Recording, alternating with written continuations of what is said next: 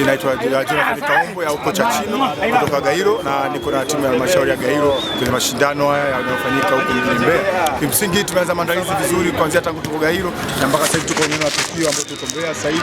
Vijana wangu wana hari ya kutosha, wamekamilika, wako kwa ajili ya mapambano, na tuna mechi 5 za kucheza kwenye kundi letu, na mechi ya kwanza tunataka tuianze mchana huu. Ili kwenye swala zima kujiandaa kimchezo, wanangu wako vizuri na wako kweli kwa sababu kupambana kuwakilisha halmashauri ya Gairo. Maombi yenu wenetu wa Gairo, mtupambanie na mtuweke vizuri katika dua zenu. Sisi tumekuja kuchukua kitu kileta Gairo, tumekuja kuchukua kombe na hamna kitu kingine. Huko hakuja story, tumekuja kucheza mpira, kila kitu kiko sawa. Asanteni sana. Majina ya Mbali Charles Chipefuji, ni kapteni wa timu ya Gairo DC ya Football Club.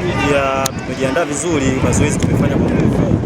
Siku zote tulizofika hapa na maandalizi ya nyumbani, lakini pia tunatarajia tupate matokeo katika michezo yetu mitano yote ya kwanza bila kupoteza mchezo wote. Nadhani hapo maandalizi makubwa sana tunatarajia katika msimu huu na tutafanya vizuri kwa uwezo wa Mwenyezi Mungu.